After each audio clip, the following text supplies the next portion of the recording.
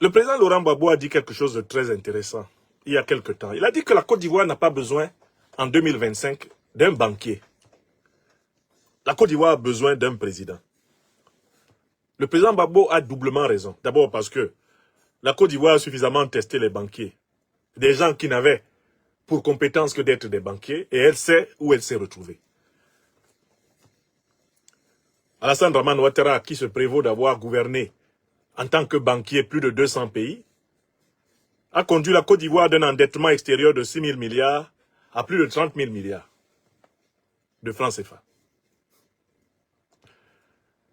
Donc, on sait aussi que cet homme a conduit la Côte d'Ivoire, maintenant, à être reconnu parmi les pays les plus corrompus au monde. Des organisations d'évaluation financière internationale classent désormais la Côte d'Ivoire, sous Alassane Ouattara, parmi les pays les plus corrompus. Elle rejoint à ce titre, pleinement, le Cameroun de Paul Biya, l'aîné et source d'inspiration d'Alassane Dramane Ouattara. Donc, Tidiane Thiam vient en Côte d'Ivoire avec son aura de banquier suisse. Et ce qu'il oublie, c'est que être banquier suisse en Côte d'Ivoire, c'est en réalité, littéralement, s'attacher une corde au cou et commencer à se pendre tout seul. Pourquoi? Parce que la Suisse représente pour les Africains un pays qui a vécu de l'exploitation de leurs richesses. Quand les Africains feront le bilan de l'argent africain qui a été extorqué par la Suisse, parce que récupéré entre les mains des dirigeants africains corrompus, il y aura un procès continental de la Suisse en Afrique. L'un des États au monde qui doivent de l'argent à l'Afrique, contrairement à ce que les gens pensent, c'est la Suisse. Car c'est là-bas que sont cachés une bonne partie des comptes des plus gros corrompus d'Afrique. De comptes qui sont remplis de l'argent des Africains, qui a été volé et que la Suisse a réceptionné. Ce qui en droit s'appelle du recel. La richesse de la Suisse est amplement faite du recel de l'argent des dictateurs voleurs d'Afrique. Écrivez ça. Écrivez ça une deuxième fois. Écrivez ça une troisième fois. La richesse de la Suisse est amplement faite du recel de l'argent des pires voleurs de la planète. Elle demeure encore aujourd'hui l'un des paradis fiscaux les plus éminemment cités par toutes les études. Donc, le mérite d'être banquier suisse est un mérite ambigu pour les Africains. Ça n'impressionne pas les Africains informés. Un banquier suisse, c'est quelqu'un qui a prospéré dans l'un des pays les plus corrompus au monde. Puisque ce pays est le plus gros receleur de fonds étrangers suspects du continent européen. Donc, M. Thiam arrive en Côte d'Ivoire et veut commencer une carrière politique et il arrive avec « Je suis un banquier suisse ». Mais ça n'intéresse personne en Côte d'Ivoire. Le président Gbagbo a raison. De dire que les banquiers, on a vu ce qu'ils savent faire. Surtout le surendettement du pays. La livraison du pays aux multinationales et à la finance internationale dont ils sont les serviteurs. Notamment les banquiers qui sont issus de l'école du FMI, de la Banque mondiale, de l'école du Club de Paris, du Club de Genève, du Club de Londres, du Club de Washington. C'est-à-dire de l'école du néolibéralisme, de l'ultralibéralisme, de l'impérialisme capitaliste. Eux, ils ne savent rien faire d'autre que placer les fonds de leur maître et leur garantir des ristournes vertigineuses. Oui, ça on le sait. Donc, il a commis une erreur, c'est de penser qu'il pouvait impressionner les Ivoiriens et les Africains avec son affaire de banquier suisse. Il n'aurait jamais dû citer le nom de la Suisse. La Suisse est regardée par les Africains informés comme un paradis financier des crapules. C'est là-bas que les Biya planquent leur argent. C'est là-bas que les Mobutu ont planqué l'argent volé. C'est là-bas que une partie de l'argent de la famille Houphouët-Boigny, du président Houphouët-Boigny et de l'argent de la Côte d'Ivoire a été planqué. C'est là-bas que la plupart des dictateurs africains sont allés déposer l'argent africain et l'argent leur a été volé. La Suisse est le lieu où on vole les voleurs. Voilà l'image de banquier suisse de M. Tidjane Thiam, résumée en une simple analyse.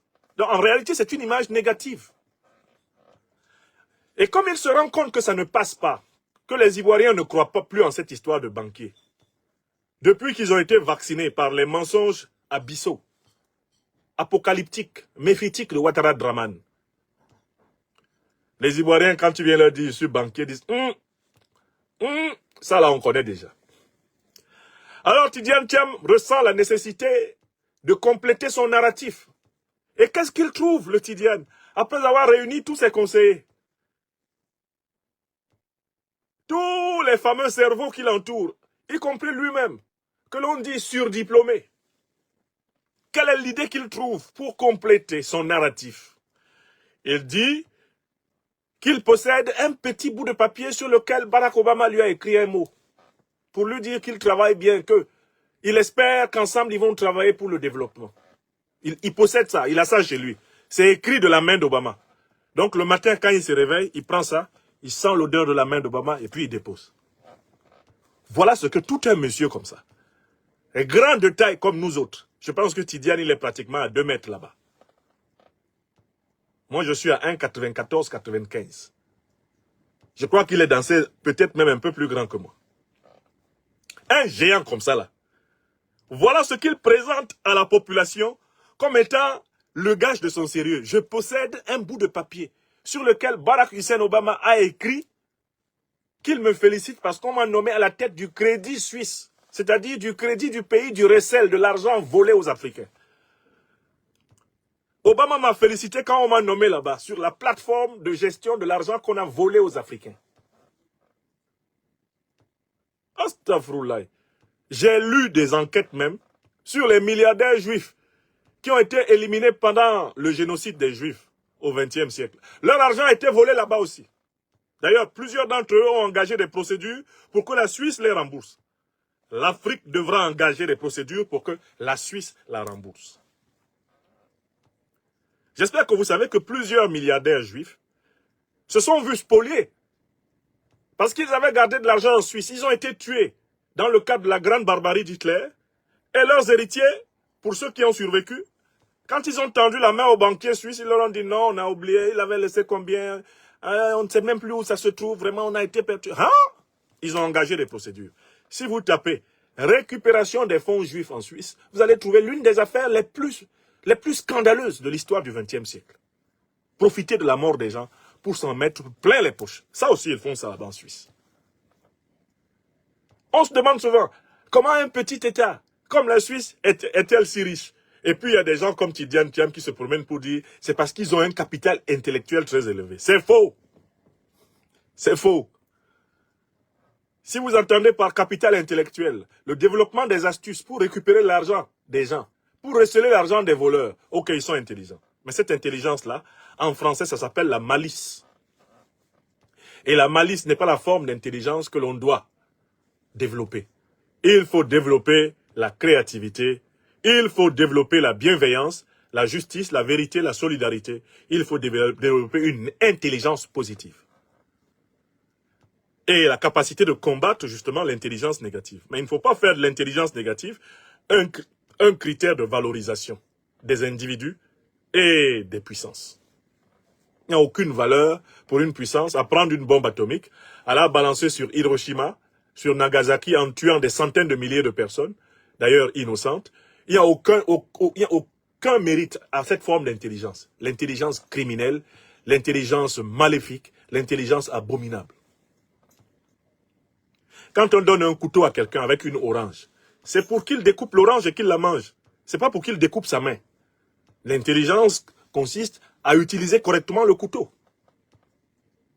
On te donne un couteau pour découper une orange et la manger. Tu dois être attentif pour ne pas te couper. Or, il y a des gens qui voudraient qu'on les félicite parce qu'ils se sont coupés. Il y a des gens qui voudraient qu'on les félicite parce qu'au lieu d'utiliser le couteau pour couper l'orange, ils l'utilisent pour se blesser tout seuls ou pour blesser leurs voisins, exprès. Ce n'est pas cela, l'intelligence qui mérite un éloge. On doit adresser éloge à l'intelligence bienveillante, à l'intelligence au service de la vérité, de la justice, au service de la solidarité, de la fraternité humaine. Voilà vers quoi d'être orientée l'intelligence. Donc, quand Tidiane Thiam nous dit, ah ouais, les Suisses, les Occidentaux, ils sont les plus riches parce qu'ils sont les plus intelligents. Mais Nicolas Sarkozy nous explique comment ils sont les plus riches. Monsieur Sarkozy, comment sont-ils les plus riches? Comment ont-ils fait pour être les plus riches? Je vous donne la parole. Oui? Je vais vous dire une chose. Oui. L'Europe, oui, de tous les continents du monde, oui, est le continent le plus brutal. Très bien. Où il y a eu les guerres les plus sauvages. Très bien. C'est pas l'Afrique, c'est pas l'Asie. Très bien. C'est l'Europe. Très bien. Et je vais vous dire autre chose. Attendez, monsieur Sarkozy. Attendez, monsieur Sarkozy. Donc, Tidiane Thiam, il ne sait pas que la richesse de l'Europe est largement due à sa brutalité. Mais l'extermination des Indiens a permis à des Européens colons d'occuper l'Amérique. La traite des Noirs leur a permis de développer l'Europe et l'Amérique. La colonisation de l'Afrique leur a permis de s'assurer un approvisionnement en matières premières gratuites depuis plusieurs siècles. Ils sont allés jusqu'à droguer les Chinois avec de l'opium pour pouvoir les exploiter. Voilà l'intelligence qui leur a permis d'accumuler la puissance. Et le monde entier dit c'est terminé. La domination par la méchanceté, par la brutalité, par la sauvagerie et la barbarie, nous n'en voulons plus sur la terre. Nous voulons une terre sur laquelle chacun soit respecté dans son humanité. Et nous voulons des relations internationales basées sur ce respect mutuel. Voilà l'intelligence à laquelle nous appelons les hommes. Non pas l'intelligence des Suisses, receleurs de l'argent des dictateurs, receleurs de l'argent des milliardaires juifs exterminés. Ce n'est pas de cette intelligence-là que nous avons besoin. Nous n'avons pas besoin de l'intelligence des Américains bombardant Hiroshima et Nagasaki avec leurs bombes nucléaires atomiques. Ce n'est pas de ça qu'on a besoin. On n'a pas besoin de l'intelligence de M. Sarkozy. M. Sarkozy, vous disiez quoi? Continuez là, oui. C'est au XXe siècle. Ouais, au XXe siècle, qu'est-ce qui s'est passé? C'est en Europe qu'on a exterminé des Juifs. Ouais. C'est en Europe qu'on s'est battu. Ouais. Quand on a dit, avec la guerre russo-ukraine, c'est le retour de la guerre qu'on n'avait pas vue, c'est une stupidité. D'accord. Puisqu'on a oublié la Bosnie. Voici quelqu'un qui a bombardé la Libye avec Obama et Sarkozy pendant pratiquement 6 mois et qui ne cite pas son propre exemple. Il parle de la barbarie de l'Europe et il s'oublie. C'est incroyable, hein? Mais qui a détruit la Libye? Qui a assassiné Kadhafi? Qui a permis à Al-Qaïda et à l'État islamique de s'armer en Libye et d'envahir le Sahel jusqu'aujourd'hui? Qui a fait ça? C'est Sarkozy qui parle là. C'est lui. Il était accompagné dans cette affaire du grand modèle de Tidiane Thiam, Obama. Il était accompagné de David Cameron. Ce sont eux qui, à la tête de la coalition de l'OTAN, ont saccagé l'Afrique. C'est lui là. Aujourd'hui, il est même encore poursuivi en France à cause de l'argent qu'il a perçu des mains de Kadhafi avant de le tuer. Parce que l'une des raisons pour lesquelles il a tué Kadhafi, c'est qu'il voulait effacer les traces de son crime. Plus de 50 millions de dollars de Kadhafi lui ont été versés. Kadhafi croyait acheter la paix, mais il a évité la paix. Un peu comme Laurent Gbagbo, donnant 3 millions d'euros à Chirac, croyait acheter la paix, mais il a obtenu la guerre. Voilà comment ont été remerciés les dirigeants africains qui ont pris l'argent public africain pour leur donner. Et c'est ce qu'ils appellent intelligence. La duplicité. Donne-moi ton argent, je te tue après. C'est ce qu'ils appellent intelligence. Et nous disons que l'intelligence consiste à faire autrement. Et à être prêt à combattre ceux qui font usage du maléfice. L'intelligence maléfique. L'intelligence a une double... La véritable intelligence a une double vertu. Combattre le méchant, c'est extrêmement important. Et défendre le bien. Oui. Donc Tidiane Thiam, qu'est-ce qu'il nous raconte? Il a un problème maintenant, il est bloqué. Son affaire de banquier, ça ne passe plus. Les Ivoiriens ne sont pas dedans. Depuis qu'Alassane Ouattara leur a démontré que l'argent peut travailler sans les gens, donc les Ivoiriens ont compris que pour Alassane Ouattara, les gens passent après l'argent. Les gens ne valent rien, c'est l'argent qui vaut tout. Donc le mythe du banquier a vécu. Oh, Suisse. Maintenant, tout le monde sait que la Suisse, mais c'est un pays qui gagne plus d'argent avec le cacao ivoirien que les paysans ivoiriens qui produisent le cacao ivoirien. Donc, les paysans ivoiriens savent que la Suisse les vole. Que l'argent du chocolat C'est l'argent de leur travail qui est bonifié par les chocolatiers suisses, belges, etc. Ils se font plus d'argent que ceux-là même qui plantent le cacao. Maintenant, l'information va vite. Les planteurs de café cacao en Afrique savent qu'ils sont volés. Leurs enfants le savent. D'une manière plus claire, on ne peut plus venir leur dire la détérioration des termes de l'échange, la fluctuation des prix des matières premières. Ils savent qu'il y a des gens qui leur imposent cela parce que c'est la condition pour prélever des marges immenses. Voilà. Donc le mythe de la Suisse a vécu. Le paysan ivoirien qui est assis tranquillement à Bongwanou, qui est assis en bateau, qui est assis à Boaké, il sait que quand il s'en va vendre son cacao, là, en fait, il est en train de vendre sa vie, son sang et ses larmes. Et qu'il y a des gens à l'autre bout du monde qui vont se faire un fric fou avec son travail. Il le sait. Donc tu ne peux plus venir bluffer sur les gens avec la Suisse, les États-Unis, la France. Les gens disent, c'est pas ça qu'on mange ici. Où est notre part dans la richesse de ce monde? Donnez. Voilà ce que disent les gens. Donc Tidiane, maintenant, il pense qu'avec l'évocation du cas de Barack Hussein Obama qu'il lui aurait écrit, il est arrivé là où il devait aller. Que s'il dit ça, les gens seront pas moisons. Les gens vous disent, hey, hein, Astaghfirullah, le grand Obama a écrit à Tidiane Thiam. Non, ça là c'est garçon. Tidiane c'est l'homme même. Ah, Obama, ça fait pitié. Mais Tidiane Thiam croit que les Ivoiriens sont encore au 19e siècle ou bien au 20e siècle. On est au 21e siècle. Les Ivoiriens, là, ils savent que tout le monde peut parler avec Obama. Tout le monde peut écrire à Obama et il répond. Tout le monde peut recevoir une lettre d'Obama. Moi qui suis devant vous, là, moi, là, Obama m'a écrit plusieurs fois, puisque lors de sa première campagne présidentielle, j'ai pris ma carte bancaire ici en France. Je suis allé sur les sites de campagne électorale d'Obama. Je lui ai donné de l'argent pour le soutenir. En réponse, Obama m'a adressé plusieurs courriers, signés de sa main. Franklin, I'm very grateful for your contribution about our campaign. We believe that, like an African of Europe, you are a very important person for us. Qu'est-ce que je n'ai pas reçu comme courrier d'Obama? C'est rempli dans mon email. Avec sa signature.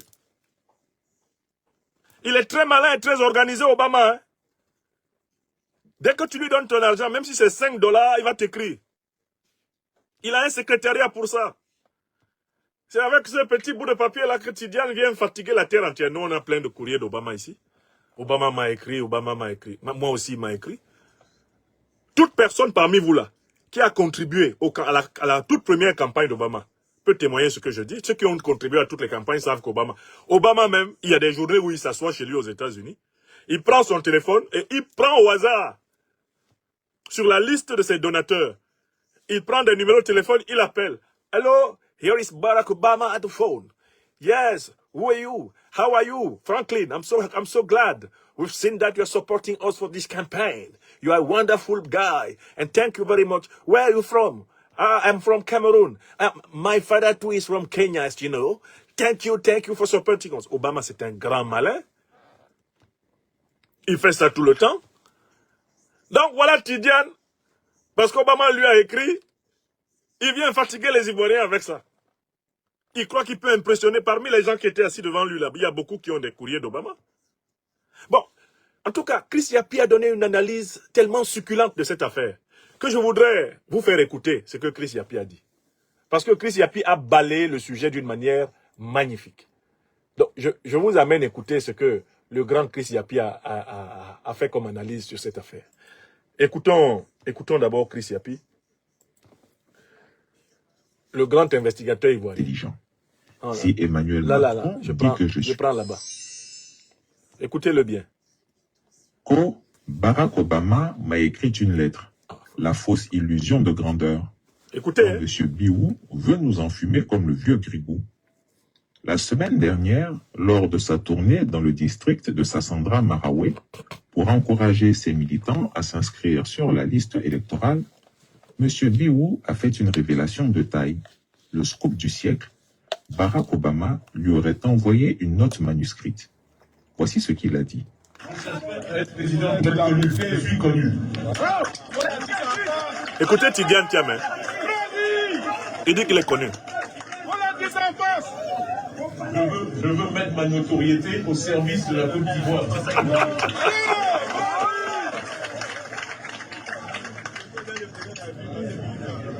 Ceux qui viennent dans mon bureau, je leur montre un petit mot. Obama m'a écrit à la main quand j'ai été nommé directeur du Crédit Suisse. Et il dit ceci: félicitations, je suis sûr que tu vas faire un excellent travail et j'espère qu'on va pouvoir continuer à travailler ensemble sur la question de développement. Demandez à Abidjan, je vous montrerai ça. Astafroullah. Si vous avez eu un job sur cette terre où le président des États-Unis a pris le temps de vous envoyer notre manuscrit, c'est pas mal. Allah. À ça, vraiment, je m'attendais à autre chose. Je m'attendais à ce que Barack Obama lui-même, au milieu de la campagne électorale aux États-Unis pour soutenir Kamala Harris, s'arrête un instant pour dire haut et fort: Monsieur Biou m'a écrit.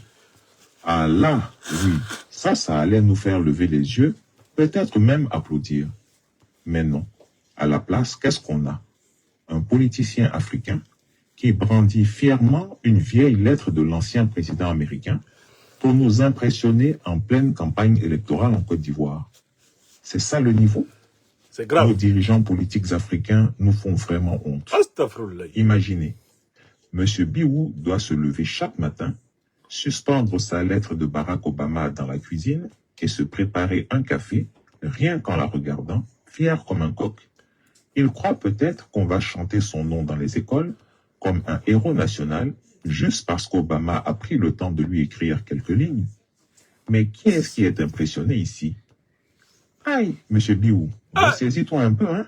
Tidiane. Dire cela comme il l'a fait pourrait laisser croire au commun des Ivoiriens que M. Biou est tellement important que Barack Obama en personne a pris son temps pour lui écrire un mot de félicitation.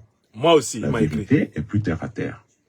Chaque année, Barack Obama écrivait des centaines de notes manuscrites à des personnes diverses, Voilà, c'est vrai. que ce soit des prisonniers, des sportifs, des politiques, Il a écrit même à des financiers, prisonniers. et même à des citoyens lambda qui lui demandaient un mot manuscrit de félicitations ou d'encouragement pour leur anniversaire, leur mariage, leur diplôme, leur nomination, etc. Je vais vous donner 2 exemples concrets. Très bien. 2 exemples. Danielle Metz est une criminelle qui avait été arrêtée en 1993 pour des infractions liées au trafic de cocaïne. À 26 ans, elle a été condamnée à 3 peines de prison à perpétuité, plus 20 ans supplémentaires. Après plusieurs années de prison, elle a été graciée par Barack Obama et a pu s'inscrire à l'université pour continuer ses études. Quand elle a obtenu son diplôme, il lui a envoyé la note manuscrite suivante. Ouais. Dans cette note, il a écrit en anglais: Daniel, congratulations on your graduation from Southern. I am so proud of you and I'm confident that your example will have a positive impact for others who are looking for a second chance. Tell your children I say hello and know that I'm rooting for all of you. Christian Pi, En son anglais français, est on bien. pourrait Hein? le traduire ainsi. Ça dépasse celui du chameau. Daniel, félicitations pour ton diplôme de Southern University à la Nouvelle-Orléans. Je suis tellement fier de toi et je suis convaincu que ton exemple aura un impact positif pour d'autres qui cherchent une seconde chance. Passe le bonjour à tes enfants de ma part et sache que je vous soutiens tous. Je vous donne un autre exemple parmi les centaines que j'ai pu consulter. En janvier 2014, Jerry Sloan, le légendaire coach de l'équipe de basket des Utah Jazz, s'apprêtait à prendre sa retraite. Il écrit des lettres Son tout le temps aux club, gens, Obama. ainsi que l'État de l'Utah, ont décidé de C'est lui banal. rendre hommage lors d'une magnifique soirée. À cette occasion, Barack Obama, qui est un fervent supporter du club rival de Los Angeles Lakers, Ouais. lui a envoyé une note manuscrite disant ceci. Namou. Dear coach, Mhm. congratulations on your long and remarkable career with the Jazz. Voilà. Utah justly honors you for the standards of excellence you set with Nelman and Stockton. But us Bulls fans still claim you for your grit and work ethic. Best of luck in the future. With great admiration, Barack Obama. En français, on pourrait le traduire ainsi. Cher coach, félicitations pour votre longue et remarquable carrière avec les Jazz. L'Utah vous rend hommage à juste titre pour les standards d'excellence que vous avez établis avec le Mailman et Stockton. Mais nous, les fans des Bulls, vous réclamons toujours pour votre courage et votre éthique de travail. Tous mes vœux de succès pour l'avenir. Avec toute mon admiration, Barack Obama. Voilà. En tant que président, comme on l'a dit précédemment, Barack Obama avait pour habitude d'écrire des lettres de félicitations Mais pour oui, diverses occasions. à toutes les Il occasions existait même. même un processus officiel pour demander des messages de félicitations de la part de Barack et Michelle Obama Vous pouvez lui pour demander, des il va vous envoyer. événements comme des anniversaires, des remises de diplômes ou des naissances. C'est banal aux Il États-Unis. suffisait de cliquer sur ce lien, Voilà. barackobama.com, greetings, et un formulaire de demande de félicitations apparaissait qu'il fallait simplement remplir et leur adresser. Voilà. Ce formulaire se présente comme affiché à l'écran. Voici donc la vérité. Il ne faut pas être un personnage exceptionnel pour recevoir une lettre de félicitations de Barack Obama. Il suffit juste de lui demander. Si d'anciens criminels ont pu recevoir des mots de félicitations manuscrits de sa part, Vraiment. en quoi le fait que M. Biou en ait reçu est-il exceptionnel? Aucune exception. Avant cet article, qui d'entre vous avait entendu parler de Daniel Metz? Personne. Le Je ne la fait connaissais qu'elle ait pas. reçu un mot de félicitation de la part de Barack Obama fait-il d'elle une personne à la notoriété exceptionnelle? Non. Pendant que de jeunes leaders comme Ousmane Sonko ou le général Assimi Goïta se battent pour Je- l'honneur et la fierté de Je ne suis notre pas d'accord continent, pour Ousmane Sonko. voilà qu'on nous présente la fierté d'être un valet bien obéissant qui se vante de recevoir des courriers. Un courrier qui ne fait que confirmer qu'il est bien un valet, bien poli et bien obéissant. Et il se pavane avec ça comme un trophée. Mais on a pitié de toi, monsieur Biou. La véritable fierté d'un homme est de réussir un parcours de vie exceptionnel et d'être un sujet d'inspiration pour les autres. Vrai. Il ne s'agit pas de dire que l'on est éclairé par le soleil d'autrui, pour Halandiri. réclamer que l'on soit soi-même un soleil. Namu. C'est une tendance lourde que nous observons chez certains de nos politiciens locaux, valets d'une forme de prison mentale, Voilà. qui fait qu'ils ne se valorisent eux-mêmes que lorsqu'ils sont valorisés par les autres, les Blancs, les Occidentaux, en un L'aliénation. mot, les anciens maîtres. Si Barack Obama dit que je suis intelligent, alors je suis intelligent. Quand même. Si Emmanuel Macron dit que je suis brillant, alors je suis brillant. Ouais. Leur équation personnelle se réduit à zéro tant qu'elle n'est pas factorisée par un exposant blanc ou occidental, C'est grave. qu'il soit français, américain, britannique ou autre.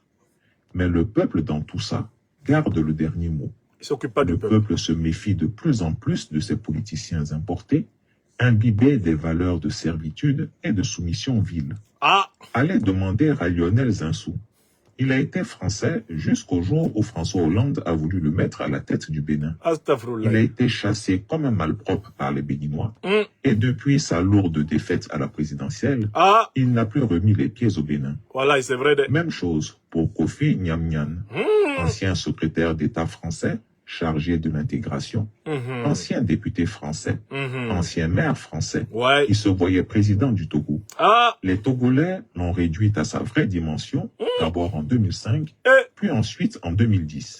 Eh. Et ont compris que les Togolais n'éliront jamais un, en guillemets, nègre de service de la France à la tête de leur pays. Astaghfirullah. Il a renoncé à diriger le Togo. Hein? Et depuis, il n'a plus remis les pieds dans ce pays Il a qu'il quitté dans ça. prétendait vouloir diriger. Hein? Boubou Cissé, ancien premier ministre malien, protégé de Qu'est-ce qu'il y a, Jean-Yves Pissello? Le Drian et vassal d'Emmanuel Macron, devait être installé à la tête du Mali après les 2 mandats d'Ibrahim Boubacar Keïta. Mais le peuple ne l'entendit pas de cette oreille. Boubou Cissé fut chassé du Mali et demeure en exil, là où les autres hommes politiques maliens, membres des anciens gouvernements, continuent à vivre libres et tranquilles dans leur pays. C'est pas possible. Monsieur Biou n'est rien d'autre qu'un nègre de maison Hein? qui se vante auprès des nègres des champs que Ouais. c'est lui qui a droit aux miettes tombées de la table de ses maîtres blancs ou occidentaux. Ouais. Il a reçu une note manuscrite de Barack Obama et le voilà qui se croit supérieur aux autres habitants de la Côte d'Ivoire. Il a un petit mot de 2 lignes d'Obama et déjà il crie à la notoriété planétaire. On peut imaginer M. Biou, tout seul dans son bureau, en pleine extase, relisant chaque lettre chaque virgule de cette correspondance d'Obama Ouais, pour chercher une solution.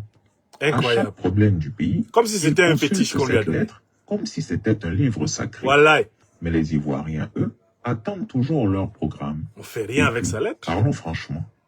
En 2010, notre Woody national, Laurent Gbagbo, Ah, a reçu un coup de fil direct de Barack Obama, il n'a même pas le décroché. vrai.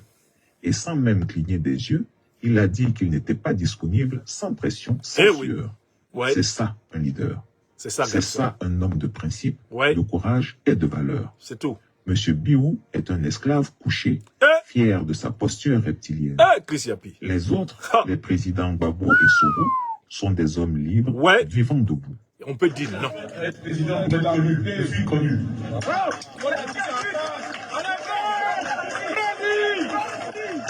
Il dit qu'il est connu.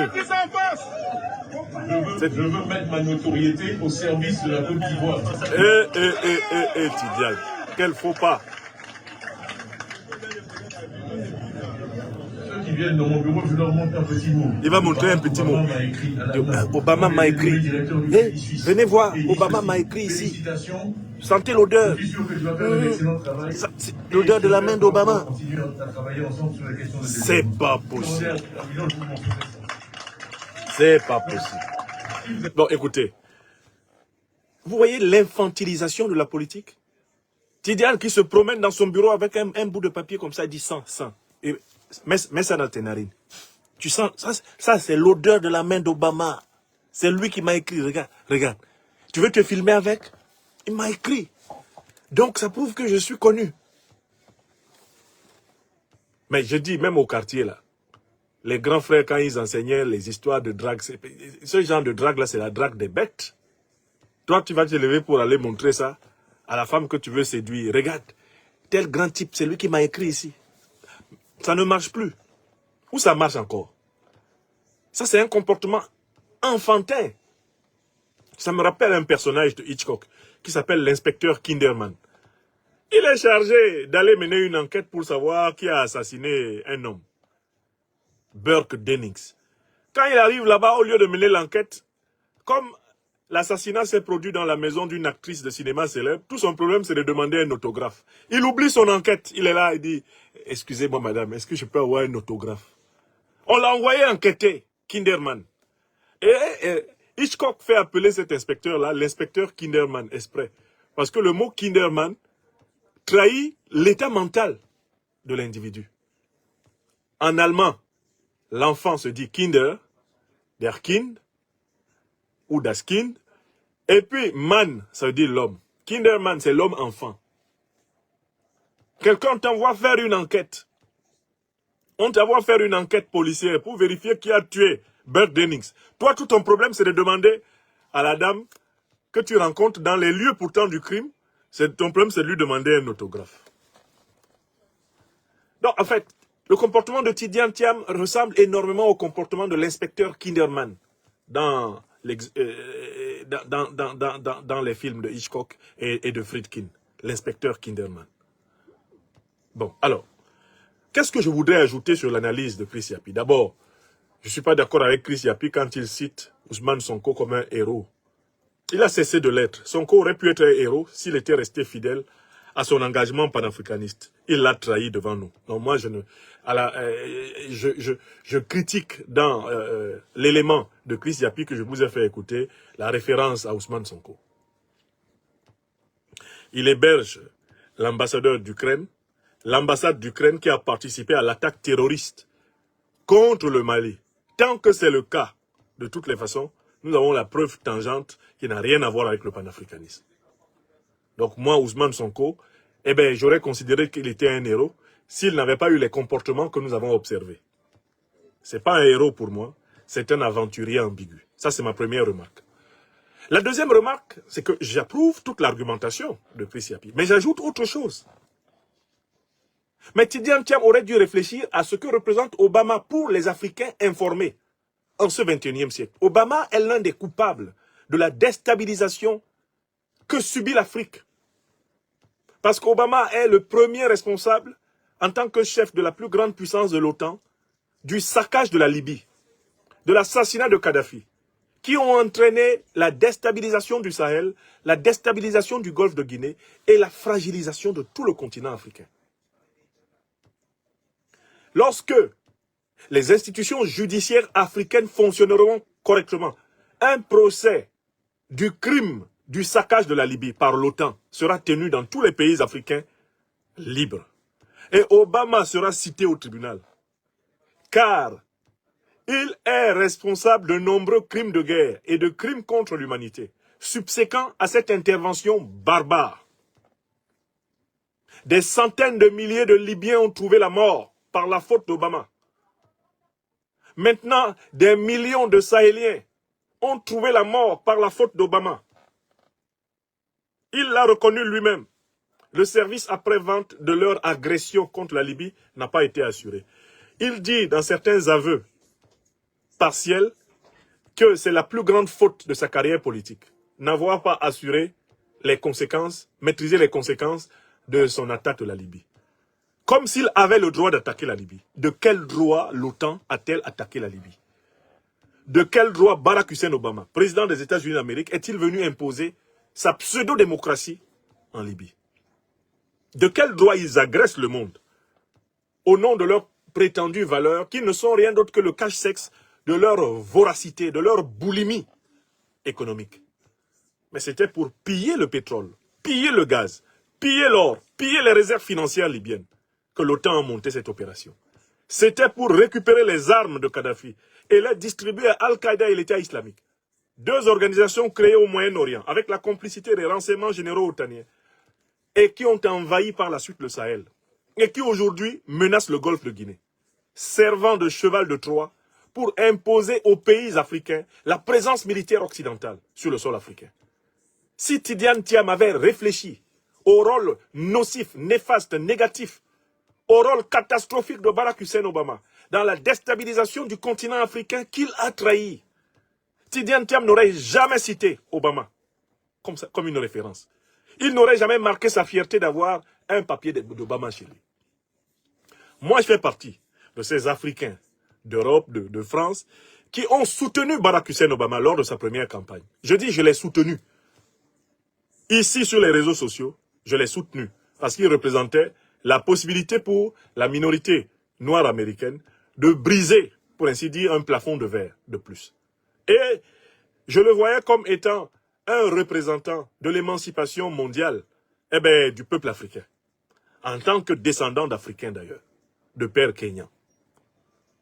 J'ai pris ma carte bancaire et j'ai donné un peu plus de 200 $ pour les campagnes d'Obama, les premières campagnes d'Obama. J'ai été un bon donateur. J'ai donné près de 200 $.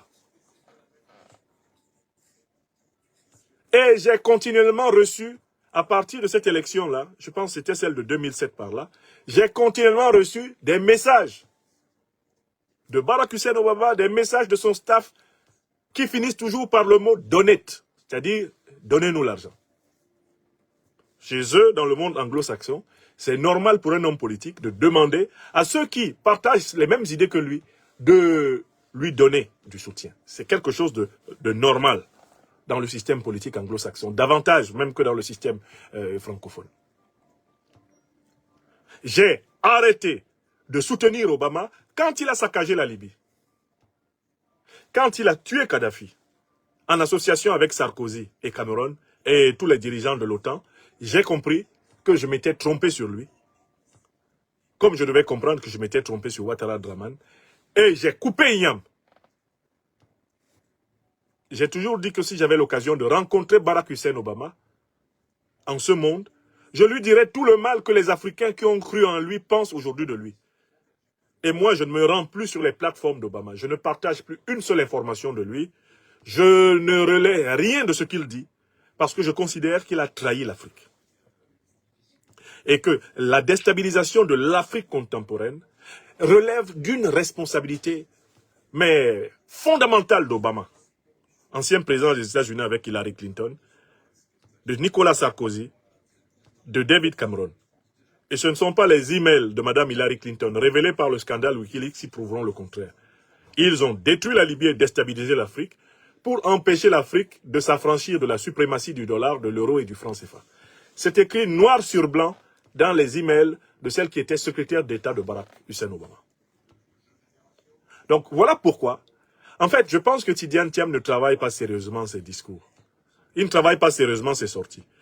Et ceux qui disent que ce monsieur-là est bien formé commencent à m'inquiéter. J'ai l'impression que il a peut-être sans doute une formation pointue dans des domaines qui peuvent être les domaines techniques, les métiers techniques du polytechnicien qu'il est. Mais manifestement, il a un très grave problème pour ce qui est de l'analyse politique et de l'histoire politique. Il a un petit problème, il a beaucoup de cases qui manquent. Parce que la référence à Obama, dans une Côte d'Ivoire, qui en 2024, c'est que s'il y a Al-Qaïda et l'État islamique qui viennent jusqu'à frapper en Côte d'Ivoire, c'est parce qu'un certain Obama a détruit la Libye à la tête de la coalition de l'OTAN.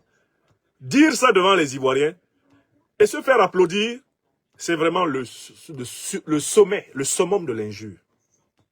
Ceux qui ont applaudi les propos de Tidiane sont soit des hypocrites, soit des ignorants. Écrivez ça. Ils auraient dû lui dire, ah non, président, pas Obama. L'Afrique est envahie par les terroristes, par sa faute. C'est lui qui a détruit la Libye, qui a permis aux terroristes de s'armer, justement en Libye, d'envahir le Mali, le Burkina, le Niger. Maintenant, ils attaquent la Côte d'Ivoire, ils attaquent le Ghana, ils attaquent le Togo, ils attaquent le Bénin. C'est la faute à Obama. Ils auraient dû lui dire, ah, président, pardon, pas ça. Que tu possèdes un mot d'Obama chez toi, ce n'est pas pour nous quelque chose d'important.